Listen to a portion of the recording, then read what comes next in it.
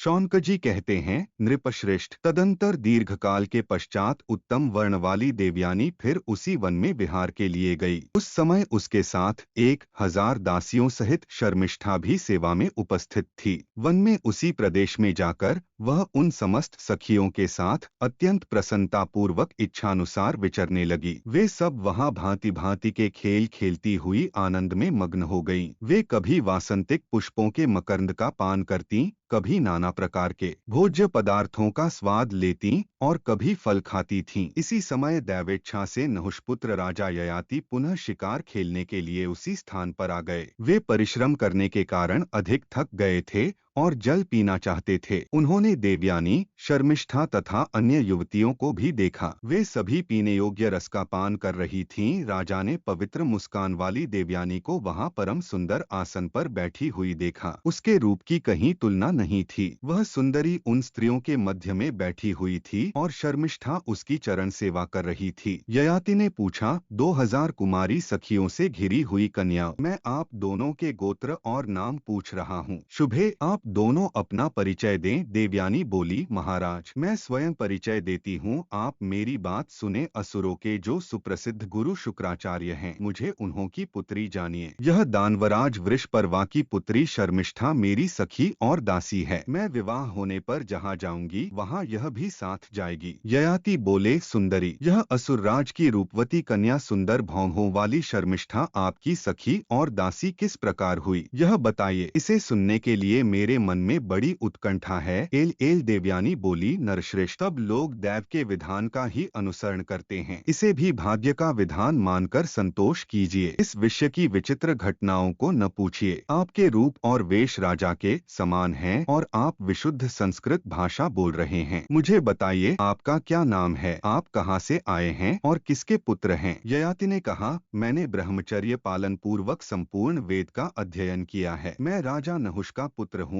और इस समय स्वयं राजा हूँ। मेरा नाम ययाति है। देवयानी ने कहा, महाराज, आप किस कार्य से वन के इस प्रदेश में आए हैं? आप जल अथवा कमल लेना चाहते हैं या शिकार की इच्छा से ही आए हैं? ययाति ने कहा, भद्रे, मैं एक हिंसक पशु को मारने के लिए उसका पीछा कर रहा था। इससे बहुत थक गया हूँ और पानी पीने के लिए यहाँ आया हूँ। अब आप मुझे आज्ञा दीजिए। देवयानी ने कहा, सखे, आपका कल्याण हो। मैं 2000 कन्याओं तथा अपनी सेविका शर्मिष्ठा के साथ आपके अधीन होती हूँ। आप मेरे पति हो जाए। ययाति बोले, शुक्रनंदिनी देवयानी, आपका भला हो। भामिनी, मैं आपके योग्य नहीं हूँ। क्षत्रिय लोग आपके पिता से कन्यादान लेने के अधिकारी नहीं हैं। देवयानी ने कहा, नहुपंदन, ब्राह्मण से क्षत्रिय जाति और क्षत्रिय से ब्राह्मण जाति मिली हुई है। आप राजर्षि के पुत्र हैं और स्वयं भी राजर्षि हैं।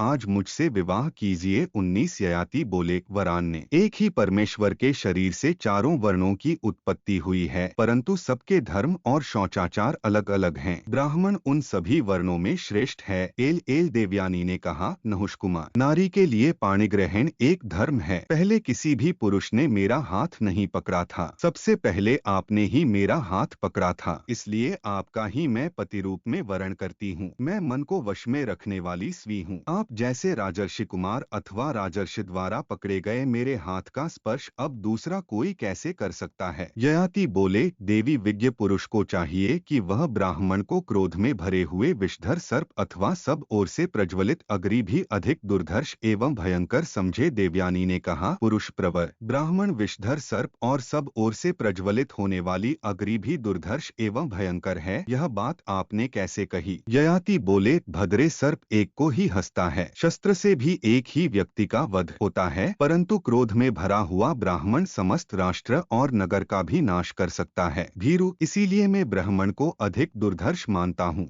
जब तक आपके पिता आपको मेरे हवाले न कर दें, तब तक मैं आपसे विवाह नहीं करूँगा। देवयानी ने कहा, राजन, मैंने आपका वरण कर लिया है। अब आप मेरे पिता के देने पर ही मुझसे विवाह करें। आप स्वयं तो उनसे याचना करते नहीं हैं, उनके देने पर ही मुझे स्वीकार करेंगे। आपको उनके कोप का भय नहीं है। राजन, 2 पड़ी ठहर जाइए, मैं अभी पिता के पास संदेश संदेश भेजती हैं, धाय शीघ्र जाओ और मेरे ब्रह्मतुल्य पिता को यहाँ बुला ले आओ। उनसे यह भी कह देना कि देवयानी ने स्वयंवर को विधि से नहुष नंदन राजा ययाति का पति रूप में वरण किया है। 27 शौनकजी कहते हैं, राजन, इस प्रकार देवयानी ने तुरंत धाय को भेजकर अपने पिता को संदेश दिया। भाव ने जाकर शुक्राचार्य से सब बातें ठीक ठीक बता दी। सब समाचार सुनते ही शुक्राचार्य ने वहां आकर राजा को दर्शन दिया। विप्रवर शुक्राचार्य को आया देख राजा ययाति ने उन्हें प्रणाम किया और हाथ जोड़कर विनम्र भाव से खड़े हो गए। तब शुक्राचार्य ने भी राजा को परम मधुर वाणी से सांत्वना प्रदान की। देवयानी बोली, ता आपको हाथ जोड़कर नमस्कार है। ये नहुष पुत्र राजा ययाति हैं। इन्होंने संकट के समय मेरा हाथ पकड़ा था। आप मुझे इन्हीं की सेवा में समर्पित कर दें। मैं इस जगत में इनके सिवा दूसरे किसी पति का वरण नहीं करूंगी। शुक्राचार्य ने कहा, वीर नहुपंदन, मेरी इस लाडली पुत्री ने तुम्हें पति रूप में वरण किया है। आठ मेरी दी हुई इस कन्या को तुम अपनी पटरानी के रूप में ग्रहण करो। ययाति बोले, भार्गव ब्राह्मण, मैं आपसे यह वर मांगता हूँ कि इस विवाह में यह प्रत्यक्ष दिखने वाला वर्ण संकर जनित महान अधर्म मेरा स्पर्श न करे। शुक्राचार्य ने कहा, राजन, मैं तुम्हें अधर्म से मुक्त करता हूँ। तुम्हारी जो इच्छा हो वर मांग लो। विवाह को लेकर तुम प्रशंसा के पात्र बन जाओगे। मैं तुम्हारे सारे पाप को दूर करता हूँ। तुम सुंदर मुस्कान वाली देवयानी को धर्म पूर्वक अपनी पत्नी बनाओ और इसके साथ रहकर अतुल सुख एवं प्रसन्नता प्राप्त करो। महाराज, वृषपर्वा की पुत्री यह कुमारी शर्मिष्ठा भी तुम्हें समर्पित है। इसका सदा आदर करना, किंतु इसे अपनी सेज पर कभी न सुलाना। तुम्हारा कल्याण हो। इस शर्मिद्य को एकांत में बुलाकर न तो इससे बात करना और न इसके शरीर का स्पर्श ही करना। अब तुम विवाह करके इसे देवयानी को अपनी पत्नी बनाओ। इससे तुम्हें इच्छानुसार फल की प्राप्ति होगी। शौनकजी कहते हैं, शतानी, शुक्राचार्य के ऐसा कहने पर राजा ययाति ने उनकी परिक्रमा की और शास्त्रोक्त विधि से मंगलमय विवाह कार्य संपन्न किया। पुनः उन महात्मा की आज्ञा ले नृपश्रेष्ठ ययाति बड़े हर्ष के साथ अपनी राजधानी को चले गए।